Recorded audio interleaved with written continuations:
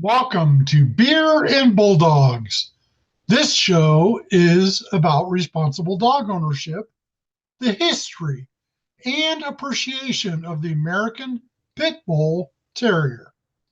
We do not promote or condone any illegal activities, including animal cruelty or dogfighting, which are not only unethical, but also violate the Animal Welfare Act of 1976.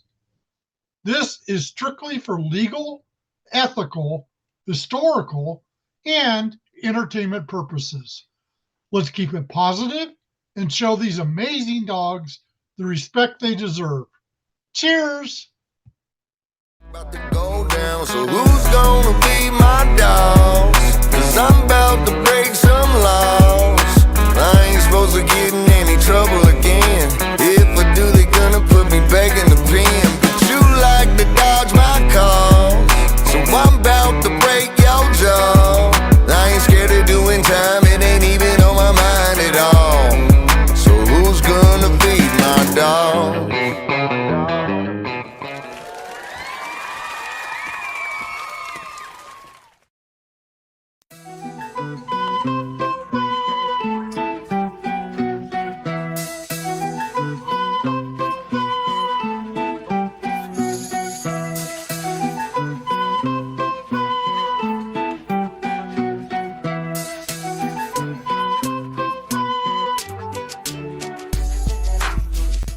Yo, it's Calypso from Beer and Bulldogs. If you're serious about your dogs, you need gear that's just as tough as they are. That's why I rock with Bulldog Strong. Built for strength, durability, and performance. Whether you're conditioning, training, or just taking a walk, their harnesses, collars, and leashes can handle the pressure. And when the work gets real, they got braking sticks to keep things under control. So don't settle for weak. Don't just be strong. Be Bulldog Strong.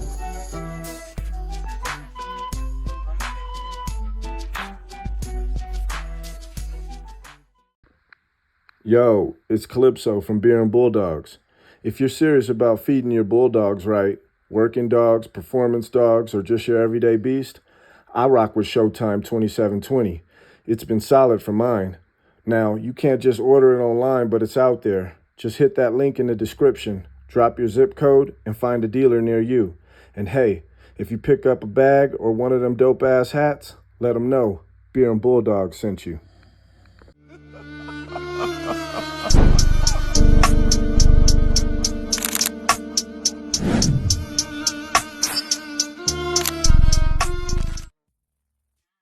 So people come to my house and they ask me, do that dog bite? And I go, not me.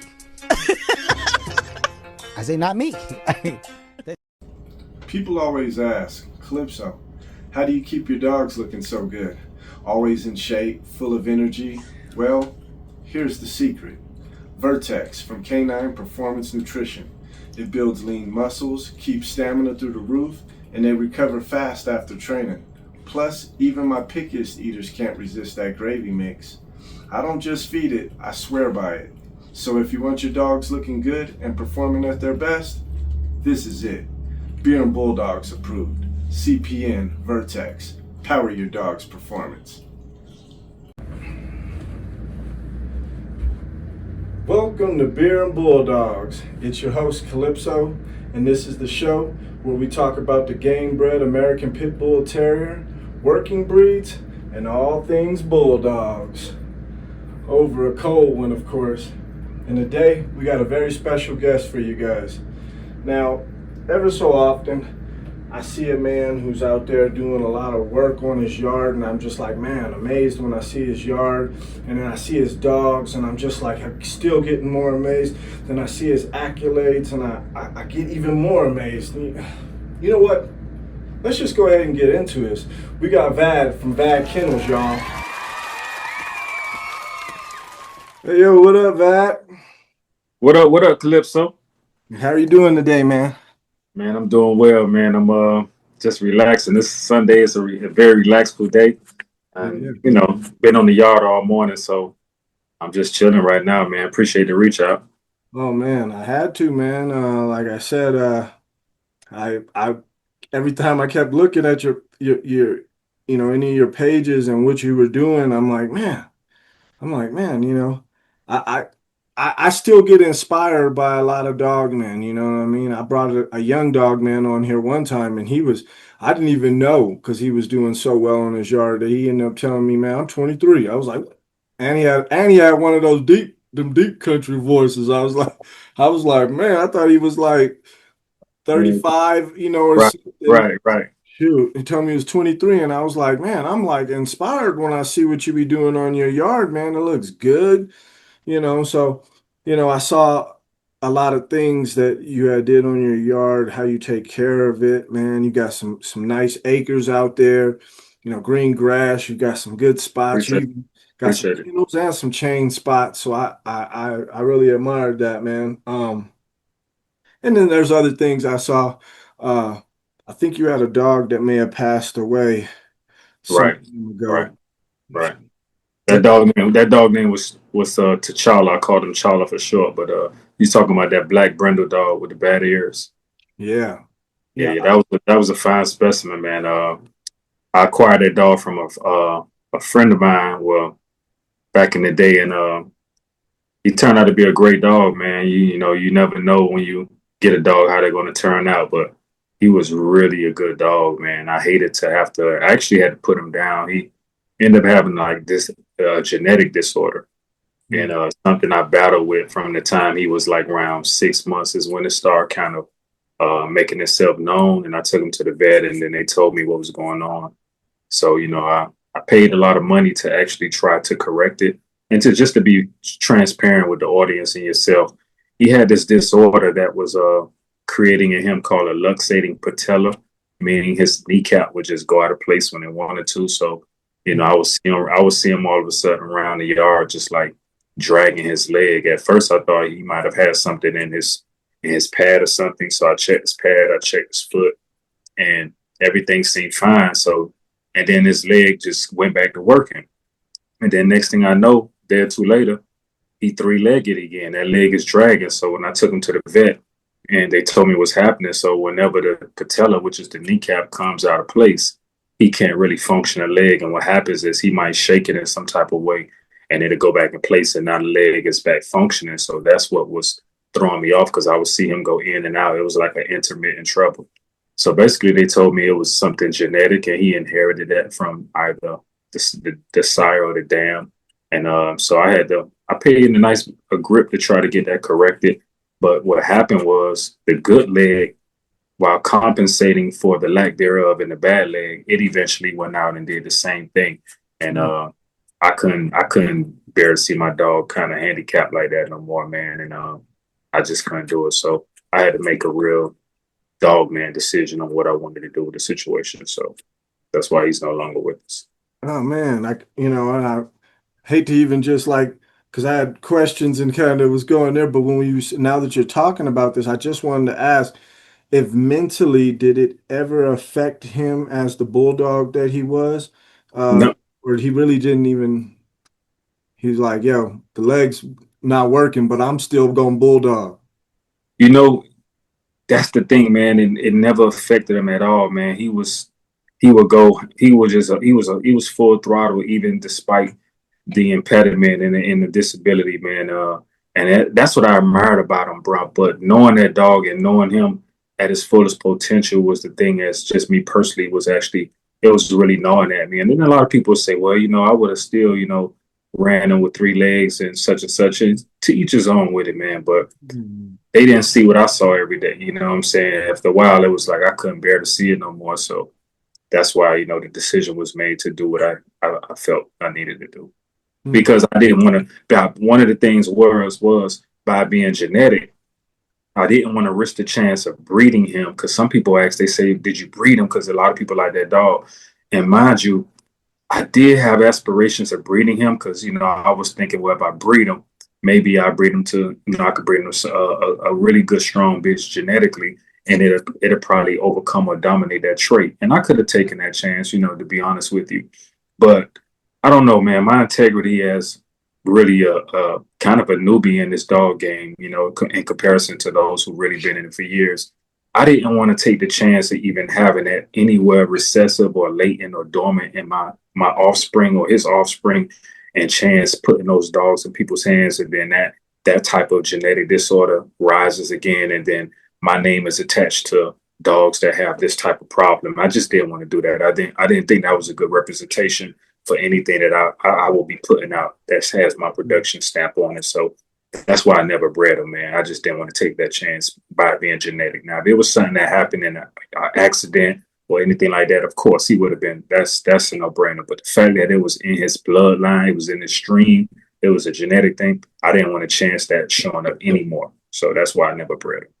Well, like you said, to each his own on that. But I think that what program you got going on, I understand that and respect that totally. Yeah, You know what I mean? yeah, for sure. Well, now that we kind of got that out the way a little bit, I I know that hey, we went in kind of hard. We went in kind of deep for the first Yeah. 5. Hey, man, but you know what? That's what makes great shows, man. So, I have some questions for you. Okay, go ahead. When did you get your first American Pit Bull Terrier? And can you remember how old you were at that time? I can. I got my first pit bull terrier. I was actually in my probably a teenager, and it was kind of just a neighborhood scrap dog. I was the type of young man where I would just kind of take strays in and off the street and bring them in, and my mother always used to scream at me about get them damn dogs out of here. But I don't know, man. I had an empathy for them, and I would get them well, and they'll be straight mutts. But once I get them well, they become like my most loyal allies. I mean, they was very protective over me. And then one day I ran across, at that time, a pit bull. And of course they had the stigma attached to them or whatnot. So I was a bit reluctant, but I got this dog back right, man. And this dog became like my best friend. But still then I didn't get into the dogs like that because I've always, I played sports real heavy and then also was into music. So those things at that time in my life, they were a bit more, they took higher precedence than dogs. But I always had a dog somewhere down the line. It wasn't until I would say 90, 98, 99 that I acquired my own. I went out and personally said, I want to get a pit. I want to get a real good one. And I went out and got a dog, and it was a Jeep bloodline. And ironically, it's funny because that's what I'm really running right now. But I went and got a Jeep dog, and I was so impressed with this bitch. Because I had dogs prior to that. I was actually breeding Rottweilers. That was my dog of choice for a minute. I was loving some Rottweilers, and I had some pretty good Rottweilers as well. But then I got this bitch Jeep, and man, this dog was like, it was human, man. I could tell this dog what to do and talk to her like I'm speaking to you, and she would just comply and do everything I said, but with some A1 as far as protective. I mean, just a good dog, athletic, and it just from that point on, I was bit by the bug. That's the only dog I really wanted to mess with. So, real talk, dude. Hey, you know what? See, because man, if you never had a pit bull, Rottweilers there's some dogs, man. Mm-hmm. My godfather, he had a few of them, man. Right. I used to just be so amazed when I seen them. But I understand the story sounds kind of like, because of knowing that. I never bred the Rottweilers, but knowing them and what you're talking about, there's something in that, man, that I'm going to have my story someday. But, man, that just kind of reminded me of some stuff, man. Because I was going to ask you what made, out of, all the dogs you were bringing in as strays, what made the pit bull stand out to you, man. And I see it. Yeah, it was the overall. It was like I stated. It was the overall just dog, man. The athleticism, the tenacity. Rottweilers are good dogs, man. And even with those, you kind of gotta know which ones you're getting. Like mine was more of German descent. I like that bloodline more versus the ones that were pretty much done in America. Because you get a difference in structure, conformation, just the whole attributes of the dog could tend to be a bit different. I was really into that, but once I got in pits, man, everything had to go. Everything was just done away with. So I got into that. But it's crazy, man. Even speaking of that bitch I still wasn't like, I was so green that I didn't know about papers. So the guy who gave me or sold me the dog sold me the dog with no papers or anything. I didn't even know what to ask for papers. I just wanted a dog. He was telling me it was a dog or G. I didn't know anything about bloodlines. All I knew, he said Jeep. I actually was gonna name the bitch Jeep because I thought that's what he was trying to tell me. And then I ran across another friend of mine who gave me this book, and the book was my first book on pit bulls, and it was the Richard Stratton book on American Pit Bull Terriers. And when I got that book, I learned. I mean, I must be perused that book day and night till my pages was all broken up. I mean, I read that book to death. It was like my little Bible, and that's why my first introduction to like different bloodlines, different breeders of those times, from the hounds, from the Heinzels to the Hammonds to all those great carvers, to all those great breeders, the Corvinos and all those, and that's what really opened me up, to it. And then I started learning about the bloodlines, but I still didn't know how those bloodlines operated because I had yet to have any of those lines to see it for myself. You can hear about it, but you got to see it for yourself to know. Put your hands on it. So all I had was this bitch, and I ran her, man, and I actually bred her to another stray I found. I found another stray pit bull. Here I go with the strays, but it's surprisingly. That litter was crazy, man. My whole little neighborhood at the time, man, they used to call me the dog man. They was like, "Hey, dog man, you got some more of the pups?" My little dogs was beating everything in the neighborhood. My little paperless dogs. But it opened me up, man, and that's how I started, really, really getting into it. Can you tell us a little bit more about this this dog? Like what it looked like, how much it weighed, things like that. The Jeep bitch. She was actually my first for introduction to brindle. She was a brindle. She was I wouldn't say a black brindle because it's more brown. She had a brindle pattern for a coat, and she had a black nose. She was actually almost catch weight. She was quite large to be a female dog. This bitch had to be on anywhere from 52, 51 pounds. That was a lot of weight, and she was very leggy, and that's what threw me off. But even her being leggy like that, she was very agile, could really move very well, great attention, good hold when she grabbed something. I mean, the dog just was really a good dog, man, and a great mother. The first time that she had a litter, I used to be amazed at that. At the time, me and my girlfriend, she was with me, and we would just sit out there and watch her actually, like, I would say really train the pups, man. When they got to the age where they could walk around and do everything, she would just really torment them and like really taunt them and just rough them up in a way like that's just like get their mind right. I didn't even have to do nothing with the pups. She was the one that really got their mind right on what the assignment was. The shit was amazing, bro. I mean, the dog was an all around great dog. Yeah. So, I mean, I can already see that you were already involved with dogs. Yeah. But when you started to get into the American Pit Bull Terrier and you're really starting, to get into the dogs and you're reading those Richard Stratton books. For sure. Were there any dogmen that influenced you or you were looking up to? Maybe you was reading some of the, sporting dog magazines or something like that, or you knew some guys. Were there any dogmen who were kind of pulling your collar at this time? Yes, there was a particular friend of mine at the time, and I ran across him at my job. Actually, we worked at a particular job, and one day I seen him in there reading a book on pit bulls, and I was like, "Wow!" I said, "You into the dogs?" He was like, "Yeah, I got a few dogs," and at that time I think he had some Garner stuff. He was dealing with probably some Frisco Garner stuff or whatnot. And I was like, man, so that immediately was our connection. So he was younger than me, but he had been in the dogs. He was so deep into the dogs for so many years that his knowledge just surpassed mine. And I have no problem actually, learning from anyone.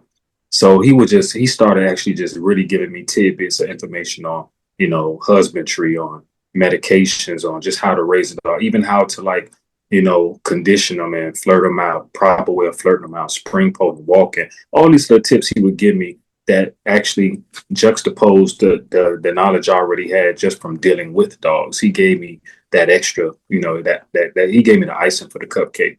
So once I got that information from him, I started to hone it because I'm kind of like a scientist in anything I do, I'm like really getting into it. So once I got the information, I started really just working it and doing it, and I became very good at it, man. And he really helped me out, man. The dude really helped me out. Unfortunately, um, I haven't talked to him in a while. You know, I hope the brother's doing well. It's been a minute. I think he might have had some family situations or whatnot, but he really showed me a lot about the dog. I always have to commend that brother for actually showing me some stuff, and actually gave me one or two dogs to help me out. One or two paper dogs. My first paper dogs, I think the first one was with him. He gave me a paper dog. It was a Lapasse dog, pure Lapasse dog.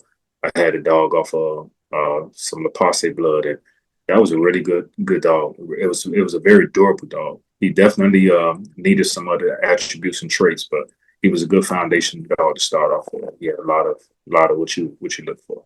Man, that's nice. That's nice. That's some old school stuff. You got some Frisco and some LaPasse. That's pretty cool, man. So I heard you say you was a scientist. So I'm guessing, you know what I'm saying, you're one of those guys who was just like, yo, soon as you throw me the book, give me the book. Oh, give me the book. Give me the book. Hey, you can tell me, but I want to read it. I want to figure it out. Then I want to know what that means and why they did it like that. And so I could not only learn from it, but I know what not to do at the same time. You know what I'm saying? So I don't have time to waste, because there are a lot of people been doing this at a very young age. Like I stated before, I had other careers going on. I always was into dogs, but and like you and I spoke about earlier, we share the desire for music. So music, I toured a lot. I did a lot of things with music. That was really, the precipice of what I did at one point. And then on top of having a family, I was a young father. So, I already had kids. So making sure that I got to take care of my family. So when you kind of coincide all that together, the dogs, they have to have their certain place. So it took me a while to really say, I'm going to go full throttle into the dogs. I had to get that part of my life out of the way and make sure everything was good. Make sure I had already cemented my place in whatever endeavor I chose to embark upon. And, now I just, me and my wife, we just sit back. I got the land, I got the time, and, I get into these dogs the way, I love to, and that's what it's about. So, okay, the word I was going to use, though, mentor. Sometimes for some people, they're like, that's not some way they look at things. But do you have any mentors in the dog world? I mean, there's some great men out there that have been doing these dogs for a long time. You know what? I'm gonna be honest with you, man. I really don't. I would like to have one, but as of right now, I often say to myself, my mentor is trial and error.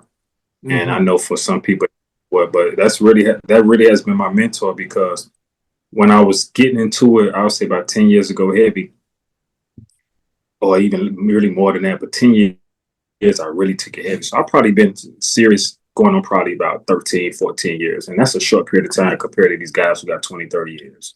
But you can have 20, 30 years of doing the same fuck ups. You know what I'm saying? You could have 20, 30 years of really breeding the same garbage. It's all about who's doing what the best and who's making the right moves at the end of the day. And to not digress from your original question, as far as mentors, I don't know. I really would like to have someone, help me out and be a mentor, but I'm very selective with that. I take it like breeding dogs, being selective breeding. So this will be selective mentorship, because nowadays it seems the climate of just, dog men or whatever, if they're not, feuding with each other, you don't know who to talk to. And then a lot of those cool guys, they very reluctant and hesitant to really talk to you, because they don't know who you are. And I'm not the kind of person, to always extend myself, and I'm just not a cheerleader at the same time. So, if I vibe with you, I vibe with you. If not, I'm gonna keep doing what I'm doing, and obviously and honestly, what I'm doing seems to be working for me. And if I have a fall, I wipe my knees and get the fuck back up and keep doing what I got to do. But at the end of the day, I feel like, if it's meant someone to come and they're really offer me some real knowledge to help me take this to the next level. But until then, my trial and error is my mentor, and I'm gonna keep doing what I'm doing. Okay, well, I mean, you said, like even your younger friend, he shared some tidbits. He did. Is there any information that any, let's just say any dog man may have threw at you that you just like it's you've held that one close to you for, this. Yeah, I mean, honestly, the dog men who have thrown anything at me hadn't been even those I know really, except for him and some close partners. But we kind of on the same level, as far as where we're at. But I've learned a lot just from the old dudes who are the older guys who be on the net. Like I've learned a great deal from Mr. Garcia. I've learned a great deal from Rosterman Boom. I've learned a great deal from all those who willing to share their experiences, their knowledge, and the time spent with dogs. And that's what I did, man. I just listened to them guys, listened to some of the tips they gave and applied them, see how it works for me. And those are usually my learning steps. You know what I'm saying? So I learn from that. And I'm just here to be for real. Some guys, they say they this person, and no, I had to say this. Let me say that I'm shame on me for not even remembering this, but my guy who I was dealing with back in the day, who really was like a mentor to me, his mentor was Vince Cooper. So I indirectly was learning stuff from Mr. Cooper through him. And I talked to Mr. Vince Cooper a few times on the phone, but it was via my guy, you know what I'm saying? So Vince used to always like tell me, man, you could call me directly. But I don't know, man. I was raised, I'm from Miami, Florida, and I was, and I'm pretty sure every hood like that. But I was raised where, I don't kind of go around the other guy. If I know you through him, then I'm gonna go that channel. I'm gonna go that route to get to you. So he was kind of like the bridge between me and Mr. Cooper. But Vince used to show me and tell me good things. And actually, Vince actually gave me a grandson off of Grand Champion and Boss. I had a grandson off that dog, and that too was one of my best dogs. His name was Monday. And he gave my guy the dog, and my guy gave me the dog. And that dog actually showed me what next level looks like when it comes to performance, when it comes to just physical traits and everything. When I had that dog, I was like, yeah, this is a next gear. My Jeep bitch was good, but when I got that dog, I was like, wow, that's the next level. So I've been around it to some degree, but it always was kind of indirect. I got information, but the direct information came from my hands on doing it myself. Okay. So, but was there one thing that you can recall that may have been said to you that you really hold dear even today? Yeah, trust my process. Because a lot of times I learned that the hard way, because a lot of times I would put my faith in my decision making in somebody else of what I was going to do with my dogs. And I would be like, especially like, let's just say, my friend who was my mentor at the time, I might be like, what do you think about such and such? Should I do such and such, or with this dog, or which way I should go? And at the end of the day, it becomes their opinion. It becomes, what you think they should do. And it's not to actually mitigate or make less of, their knowledge or their know-how, but you have to sometimes trust in what you believe and what you think, and that's the biggest thing. Someone told me one time in the Dogs Heavy, a guy told me, say, young buck, trust in your process, have your vision, have a direction in which you want to go, and trust in your process. And everybody else need to add to what you got going on. Don't let nobody actually give you their slate and you live by that, because everybody, make their mistakes. So I'm gonna make my own mistakes in it, but I'll take what you got to give me, see how I can apply it. But if it's inapplicable, no, I'm not gonna really do that like that. Okay. I want to ask you a question. And this is just kind of like your own opinion on things. Do you think that a dog man's character or their personality has any effect on the dog's character or personality? I would say this. I think to some degree, and the only reason I say that is because dogs are energy beings. Dogs read energy, and your personality carries the energy with it. Your dog can tell when you come out on the yard how you feeling. If you very jovial, if you cheerful, that dog feels that, and that dog is going to be, wagging their tail, and they could feel the energy. When you come out on the yard and you might have had a bad spat with your old lady or something ain't right, and you just coming out there to shovel crap, and you don't want to hear nothing, you don't want to hear no barking. you're gonna find that them dogs gonna be quiet. They're gonna be kind of standoffish from you because they already feel the energy. So if your personality is one that's like that, the latter mentioned, your dogs are going to be the type of dogs that's going to be like, they might not approach you just so overtly versus a person that's like, hey boy, come on, man, hey, what's up, boy? They could feel that energy and they're going to damn near piss on themselves because they're so excited. But if you come out there, get your ass from by me, move, it's a certain energy you got to be. And that's one thing about me. When I go out on my yard, I always align my energy with what's best for my dogs because my dogs didn't do anything to me. What happened in my house or what happened on my job or that happened in the streets, that has nothing to do with my dogs on the yard. When I approach my yard, in a positive mindset to like, hey man, how you doing today, man? How you doing, baby? How my girl doing? You know what I'm saying? No matter how I'm feeling, because that dog has nothing to do with just went on with you. So yeah, I think personality can play a role to some degree. And a lot of it is just the dog. Some dogs they just happy dogs, and some dogs serious dogs. So yeah, that's true.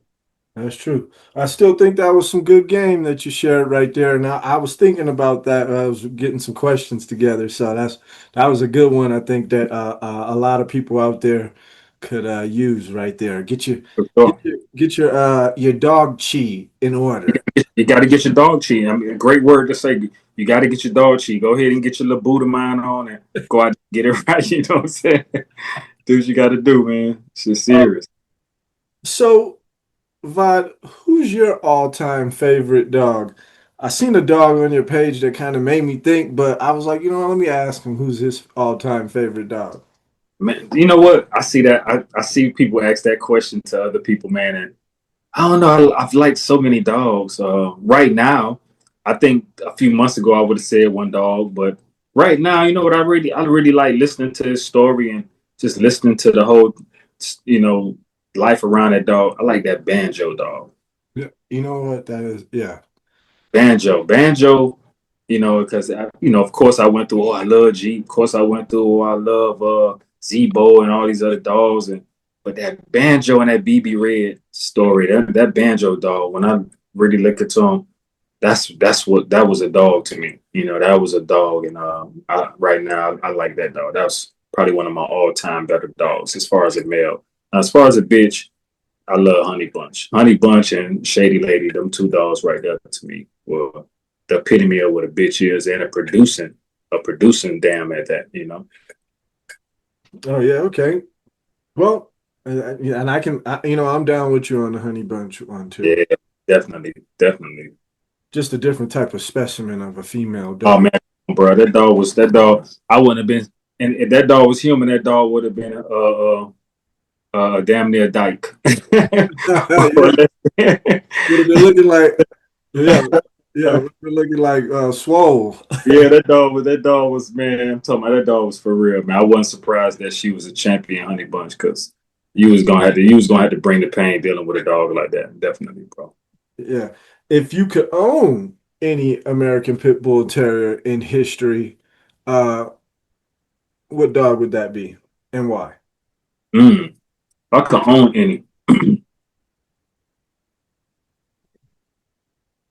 Well, again, I'll say it'll probably be the Banjo dog because of not only how it was bred, but just it being an ace of a bulldog.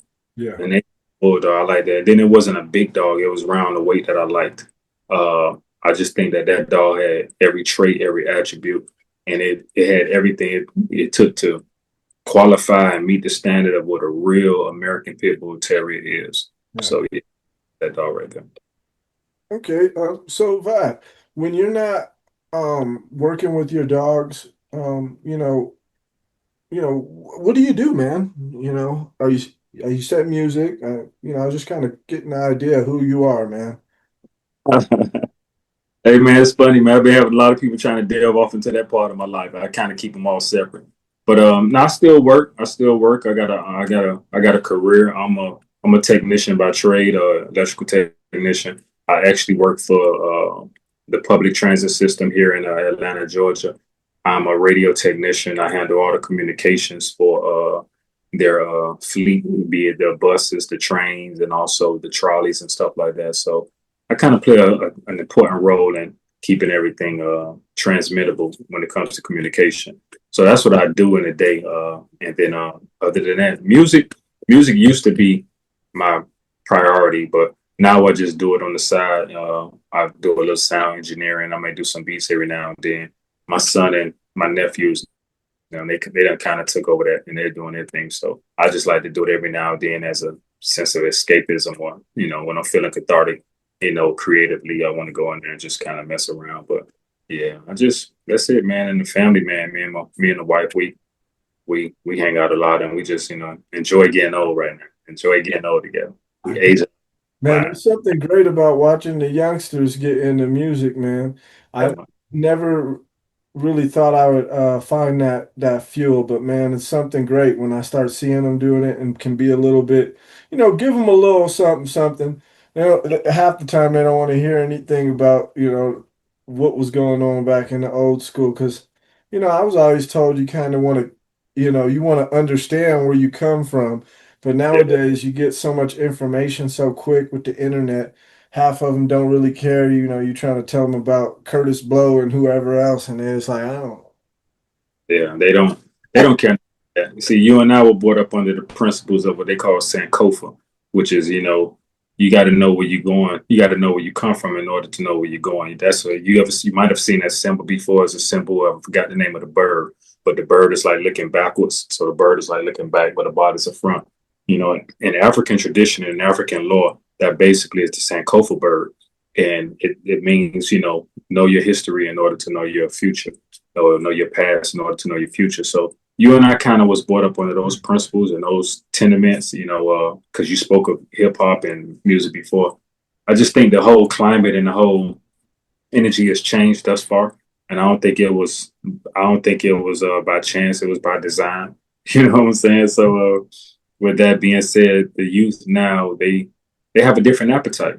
Their ear palette is different as it pertains to what we might have listened to. Ours was tuned to another frequency. Theirs is tuned to a frequency that coincides with the behavior that you see right now and the way they move about. Ours was tuned in at a frequency that was of that time. We were a little bit more radical. We were a little bit more conscious in the sense of, back then I considered us in music, we were more conscious versus now in this era, even with Google and all that, these we just have more information now. But back then people actually had more knowledge because they had to go get it. You had to study for it. You had to dig for it. But now you just got an overabundance of information. And with information comes misinformation, no real knowledge. You really don't have knowledge. You don't have wisdom, you know what I'm saying? And knowledge is knowing the ledge. When you break that word down, as we did in the 5%, it was as we did in the God body circles that we were in. Knowledge is knowing the ledge of things. Now kids don't know the ledge. That's why they're jumping over it in all regards of life. They just all over the ledge. They just falling all off. You know what I'm saying? We call it crashing out, but we knew then how far to go. You know what I'm saying? So yes. Oh man. Some people don't know about that, man. They don't know about even when we did freestyle, I grew up listening to Wu-Tang and Plantasia, so I know, I kind of took my journey in there with the Nation of Gods and Earths. I know about them. Indeed. Man, that's cool, man. So, what's a typical day look like on your yard, man? Working dogs, feeding, and maintenance. And do you have like a schedule that you go by, or do you? Yeah, I do. Schedule of my work. I work Monday through Friday, so I work kind of got quite a few hours. So what I do is I get up early in the morning. I try to get up at least around 5:36, and then also that's like getting up that time of day is what I call salat time, which in Islam is a prayer time. So I get up, I try to do my salats, get myself right personally, and then I go out on the yard and same routine, clean crap. Since I still got the puppies, I have to do a lot of puppy cleanup. Do the kennels that they're in. I got to make sure those are, cleaned out and feed them. The big dogs don't require as much attention and maintenance because they're a little older. They know the routine and they're not actually requiring me to actually clean up, their spot as much. It's kind of easy.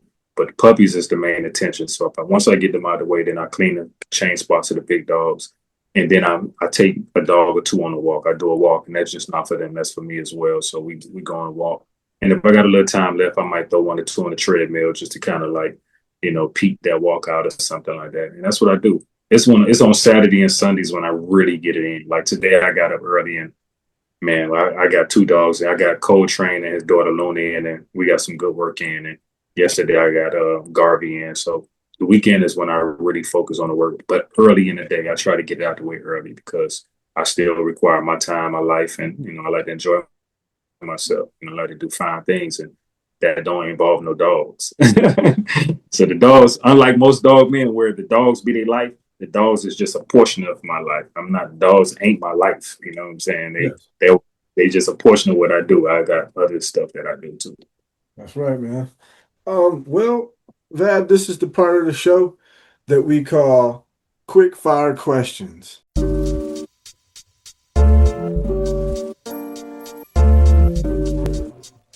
It's where I ask you this or that, or you could choose both, but just kind of get your preference on some things. Okay. All right, well, here we go, man. Slap meal or carpet meal? Slap meal. All right. You care to say why you choose the slap meal over the carpet meal?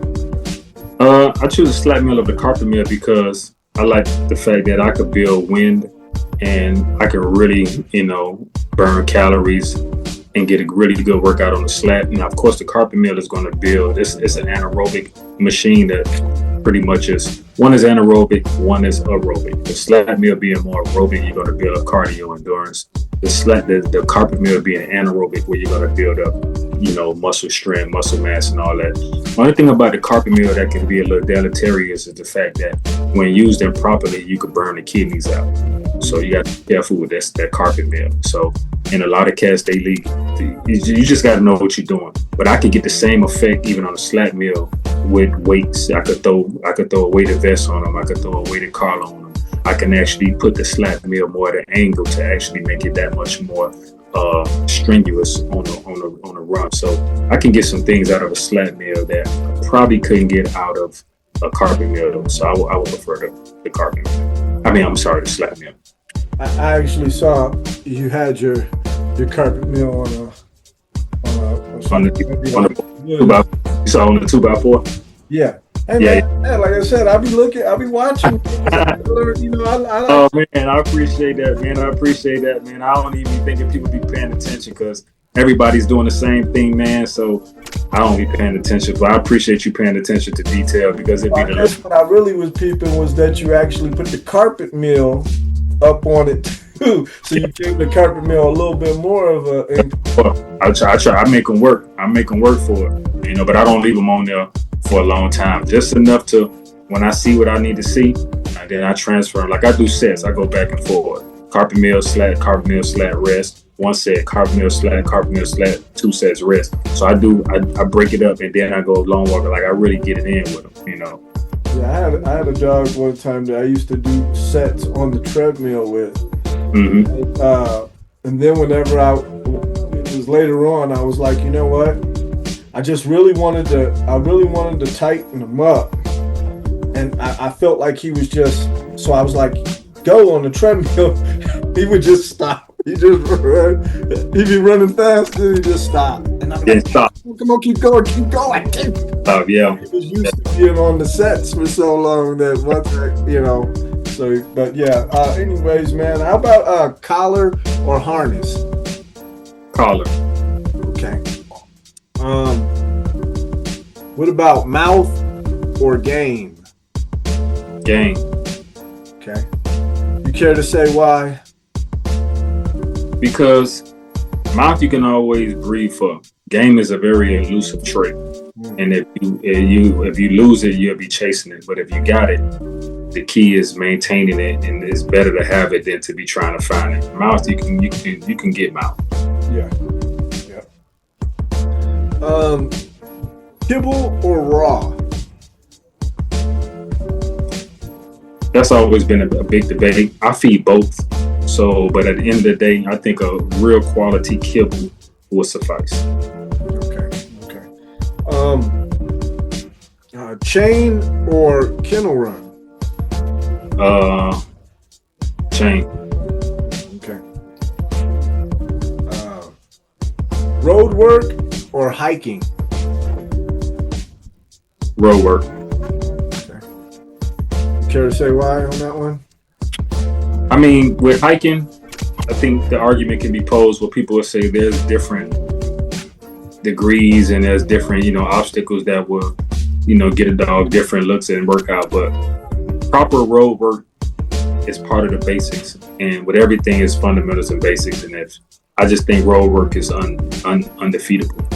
With you road work that dog, you're gonna get every effect. Hiking is it's a lot going on with that, but I just think road work is best. Be honest with you. That's right.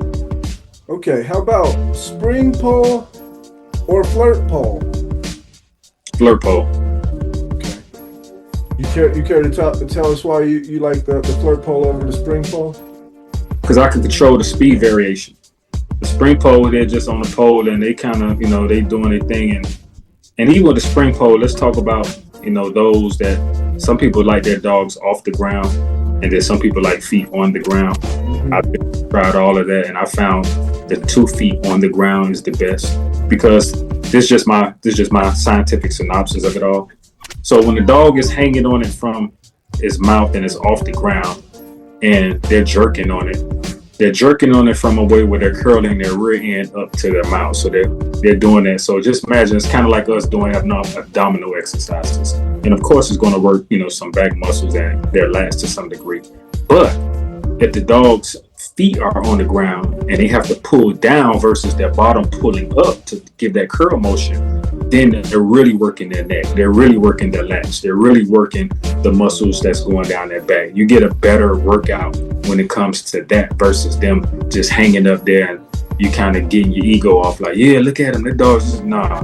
Let that dog feet hit the ground, make that dog pull it down to himself. When that dog has to pull down to himself, then they're really getting a workout in. Then they're engaging more muscles than if they just was hanging from their mouth doing the little up and down thing they do. I've seen it all, done it all, and I found my dogs, from a condition standpoint, they look much better when I started putting the feet on the ground and making them actually pull that shit down and do what they have to do. So that's just my take on it. Yeah, hey, I'm with you, man. I used to think it was okay to have both feet off the ground, all feet off the ground, hanging, thinking that was kind of cool and stuff like that. And I've had some dogs that didn't have teeth that lasted in their mouth. And that's something you learn. You know what I mean? You do, man. It's just you learn these things, man. And with the spring pole, just to go to that, because I don't think I answered that. The spring pole I like because you can change the speed variation. And I think that it works the dog not only from air-wise, stamina, but of course, it works fast twitch muscles. And I just find that's an ultimate workout, especially if you got a dog with high prey drive. You could really get a workout. You can make them jump. You can get high-low. You can change it. You could change the heights, the depth. It's just a much better workout. Mm-hmm. Yeah. Okay. So Vad, what kind of legacy do you and Vad Kennels hope to leave behind on the APBT community? I want to leave behind, when you look at a pig somewhere that, my blood was in there, the dogs that I had something to do with. Of course, we always start out with dogs that we might have to purchase. So that's really not your blood. It's what you create from that's considered yours. So right now, I'm on a mission of creating my own combinations that work and that can actually be stamped and approved to be, these are solid dogs. So that's why I went out and got the best dogs that I could possibly do. So my legacy is one of that. I want to actually be in some pedigrees, and when they see it, it's like, okay, he contributed some solid Bulldogs to the game. I mean, through and through, not just from a show perspective, but from a show out perspective as well. So that's what I want to do. Because I don't have a large window. I didn't start this at 18, 17 years old. I'm midway in between the 100 mark. Well, let's say this. Since you just said it, in the world right now where there's so many, like, is it a red boy dog? Yeah. Jocko, dog, is it a Mayday dog? You decided to get a Stonewall dog and some tab. Um, what drew you to that, that line? And what was it about them that, I mean, I guess what attracted you to those dogs? The Stonewall dog, what attracted me to the dog when I seen the pet, I would see the particular site come up. I actually got that dog to give them credit. I got it from uh, a site. I don't know if you ever heard of Factor Team. Factor Team, uh, they out of Poland. I actually had that dog shipped to me from Poland. So I would see, I went on their website. I actually and, have seen. right. And every breeding that I seen on their website was it was a very good breed and everything was solid. But that particular one stood out to me when I seen that Stoneman Miss Holiday breeding, which is Coltrane's sire and dam. And I was liking how the combination was put together, and I was liking what I was seeing, preferably in the third and fourth generation. I was like, that's I like it. I like how they doubling up on that. I like how that's looking. I could do something with that. So I politicked with the guy, and we got the dog here. Now, as far as the tab dog, I spoke with the guy. I got that dog from an old school guy who actually he dropped some jewels on me. When you asked me before in the interview, I must say, his name is Mr. Simons for those, and I hope he doesn't have a problem with me saying his name. But I got a dog from him, and he's been breeding that particular line for some years now. And by word of mouth, someone told me they was like, "Yo, you need to reach out to this guy. He got some really good, Jeep tab dogs." And I reached out to him, and just my luck, he was selling a bitch. And when he sent me to pay it on, I said, "Yeah, let me get it." So I went and got that dog. And man, talk about performance. You talking about this dog she's really a good dog. The only downside I have to her is that she's a bit on the frail side to me. She's a bit thin. So I figure that for everything she doesn't have as it relates to that Coltrane would actually, he would supplement that. He would bring that to the table if I bred them two together. With his durability, his attitude, and his just really can't be stopped mentality and hers too, then I figure that the offspring should be replicas of that and even more. So that's what I chose to go that route with them. And I just love what they bring to the table. And me looking at my dogs, me seeing how my dogs act and what they bring, I'm pleased. I'm very pleased. I'm very pleased. And their offspring are actually looking like they're better than them. I'm gonna just say that. Okay, so those last two questions are going to kind of like add to this last question. I mean, it's not the last question, but looking at your yard now and the work you put in and the dogs that you've chosen and the direction that you're heading, what do you see Vad Kennels, I don't want to say in 5 years, but like, let's just say going on in the future? Where do you see Vad Kennels at? I just see me actually creating my own family of dogs. I want to create a family. That's my thing. You heard it you hear it from the old timers where they created this family. It's like Hammond's got his family of dogs. Mountain Man had his family of dogs. And granted, I would never probably be on that level. And I ain't gonna see, I'm gonna throw probably out of that. I would never be on that level because it's too much time has gotten behind me. Them folk did that for years. But I just want to be able to actually, again, say that I put some good Bulldogs on the ground in the time that I was here. So hopefully, I could get 5-6 generations of dogs and that actually hold their own and be a great contributing factor to a working yard. So that's my goal. My goal. All right, Vad. So for the younger generation, or somebody that's just stepping into the breed, what's the most important advice you could give them? Be humble. Be humble. Be humble. Understand that you know everything but nothing. Because a lot of times the youth come to the table knowing so much that they know nothing at the same time. And even when you do know, don't be afraid to still listen. Because I found that things I may know and I still have the integrity and the humbleness to listen to somebody who may be telling me something that I know. They'll see that one little jewel in there that I didn't know and be like, oh, okay, that's what's up. But if I would have been like, oh, I already know that, man, I'm good, then I would have missed out on that jewel. So just practice humility, practice humbleness, and be open. But also, I would say dispel arrogance. You got to let the arrogance go. Sometimes some of these cats come to you and they be very arrogant, or they come to you very unprofessional. I think professionalism needs to come back to the game. One thing about the pit bull game that I see is there's a high volume and a high level of unprofessionalism. And I don't see why we can't be just as professional as other breeds and, you know, that have things going on because they're professional, they carry themselves professional. And if we scream we got the best dogs on the planet, then we should be super professional about how we represent our animals. And, you know, we shouldn't look the way we look. We shouldn't talk the way we talk. We shouldn't carry ourselves the way we carry ourselves most of the time when it pertains to these dogs. And that's one of the reasons why I think legislation and people who see us, quote unquote, the tree huggers, they deem us as swamp, low life, and all them other things, because a lot of times we actually we move like that with the dogs. But if we move like professionals, if we move like people who really care about these animals and we want our dogs to be in the best situations, environments, then people have to take us serious as much as we take our dogs serious. I really like that, man. I like what you just said. It made me think, especially with learning to be humble. You know, it's one thing that I try to, tell, because at the end of the day, we're all men just taking care of our dogs. For sure. For sure.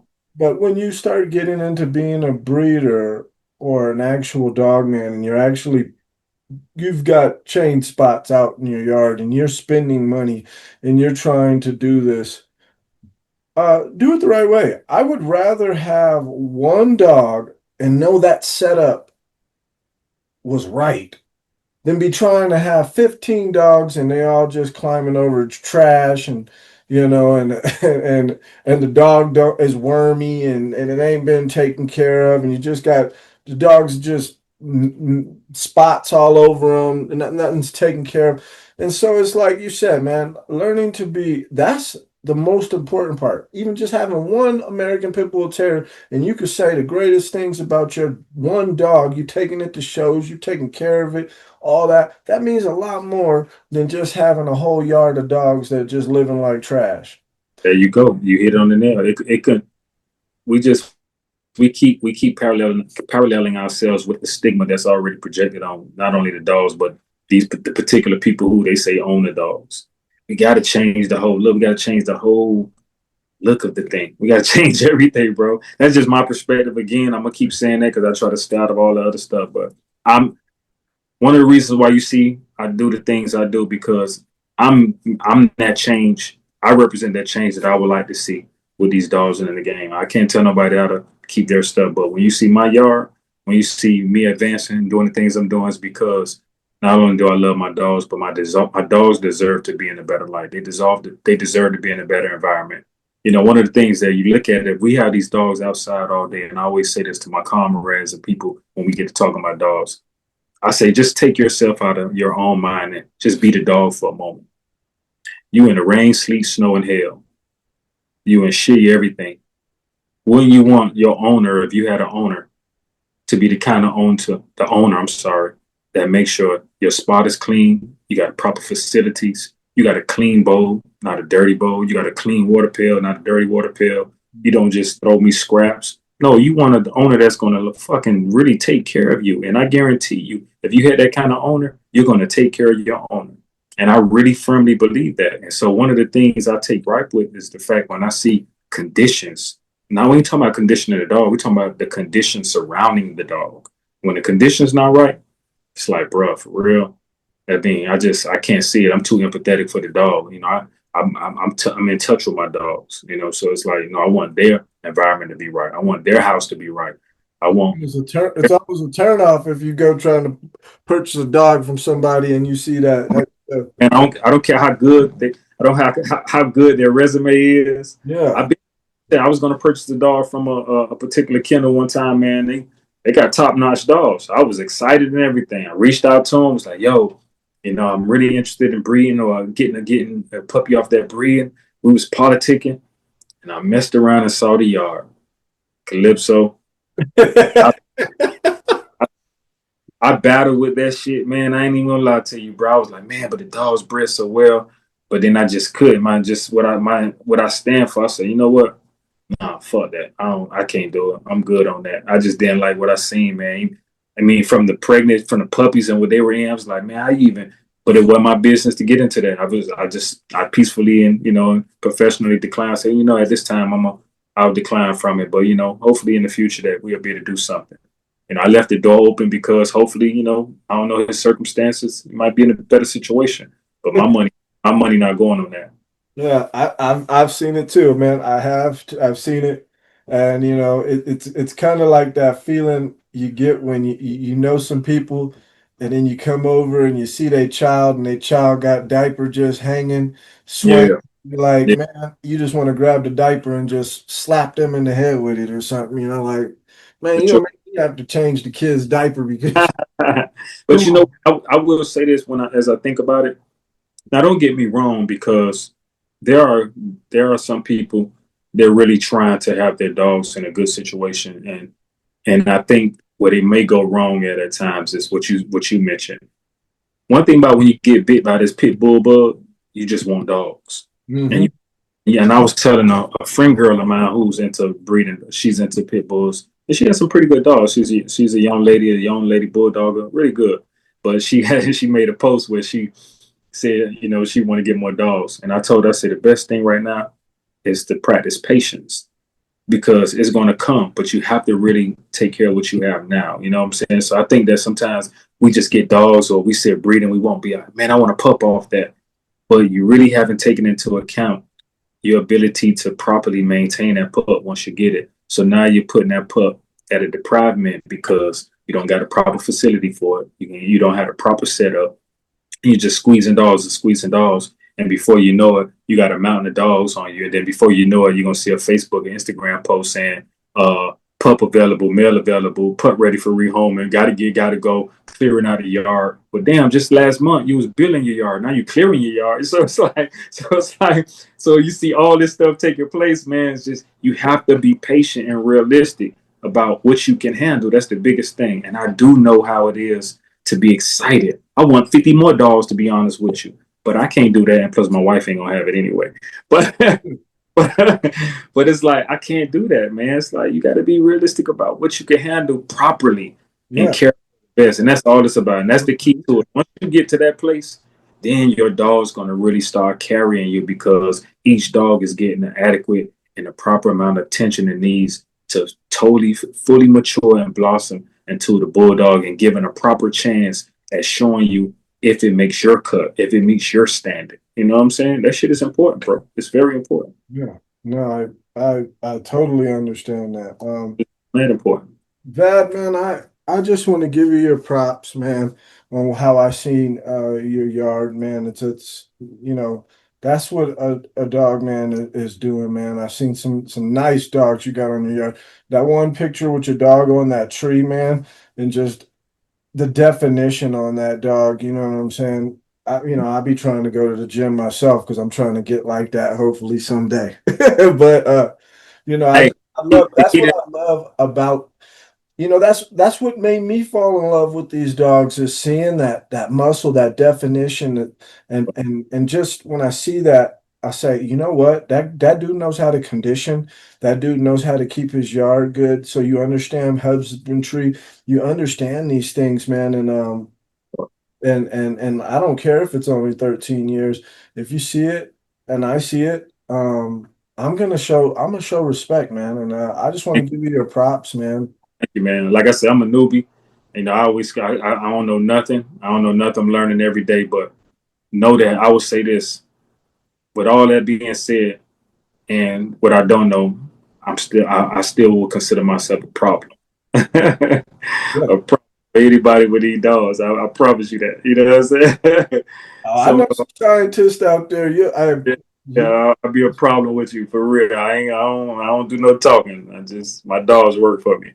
But on the real, man, the key to it all, and I want to say is with success with any endeavor that you want to do. That's for anyone listening. Why my little YNs, my little young ones, even my mid-aged ones who might not know where they want to go in life right now. The key to everything is consistency. Consistency is your outcome, your reality. If you're consistently not doing anything, guess what? It's going to reflect in what you see around you. If you consistently putting in the work, guess what? It's going to show in the work that you're putting in. Stay consistent. And I want to lend that to you when you spoke about my dog having definition. That's not overnight. That's just me consistently working, and the dog gradually getting to that place of where I want it to be. So keep that consistency going, and I promise you, you'll get there. You'll get there. That's all it's about. Well, like I said, I just wanted to give you your props. On here, we have a thing. It's called "Give a Dog a Bone." It's kind of like Dog Man is flowers. That's what's up, man. That's what's up, bro. I appreciate it. This means a lot, man, because like, again, man, I'm in no league or no arena with any of the guys that's on internet doing their thing who I look up to and see. I'm just little old me. So for you to recognize me and allow me the opportunity to come speak on your platform, I salute you, man, and I thank you for your observations in my yard. Thank you, brother. I want to be so clear, because if I have the audience or anybody that's watching this show, I have a love for the breed, and I have a love for the men and women who love this breed, because every day I had to deal with that's not an American Pit Bull Terrier, but people are saying that. To where people get the bad idea about our dogs. I don't want that dog. I don't want no dog like that.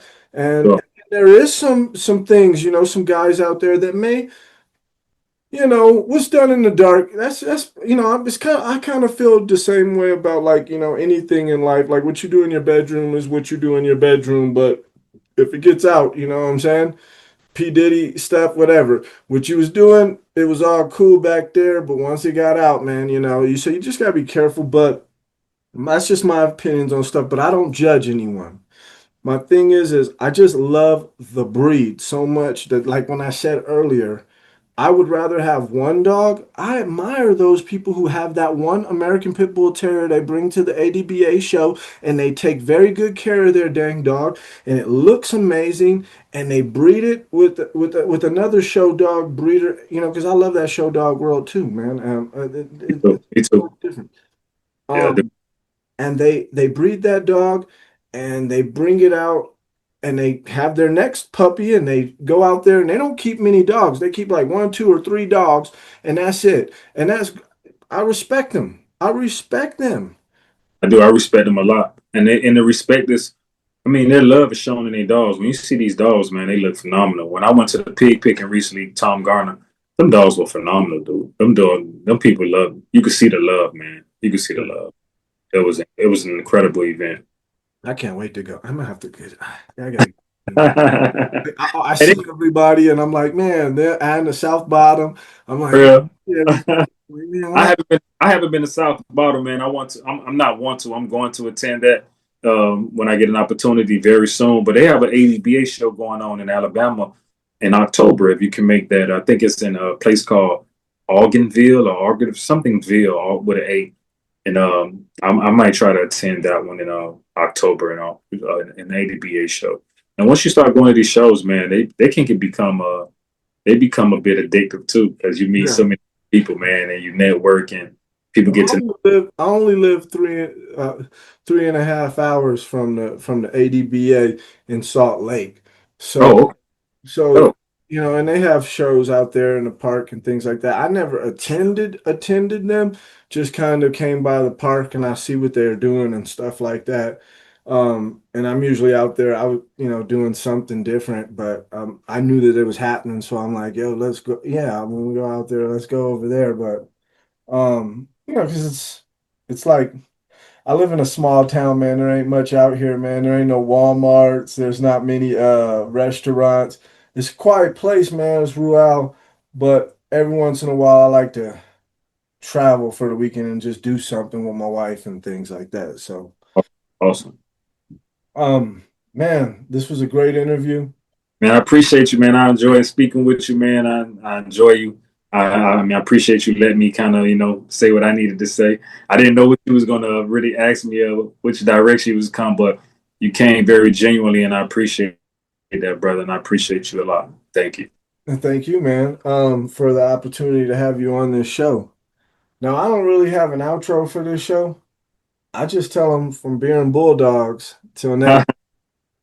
And he had beer. I drunk all mine, but mine was some freshly squeezed watermelon and cucumber and ginger juice. So that was mine. So You know what? If my wife had it her way, that's what I'd be drinking on the show all day because that's what she makes. And that's what she makes. So hey, your wife knows. You might want to listen. She oh, knows. yeah, my wife, she be, hey, dude, hey, all my coworkers, they're always like, your wife's always at the gym. Where are you, man?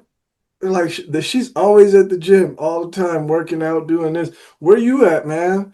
And I like, she pulls me out twice a week. She's like, you have to come at least twice a week. So she'll pull me out to the gym at least twice a week, but she goes every day. She's dedicated to it. And man, she has dang it, she has a few things that, are already wrong with her, and she still goes to the gym. She don't care. So she has that will, man. She has that will. You know what it is?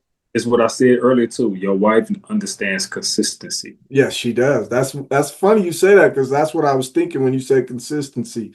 You understand? Yeah, man. Maybe you might see. Maybe I might do a different episode, like a weekend thing, where I might be drinking some juice or something.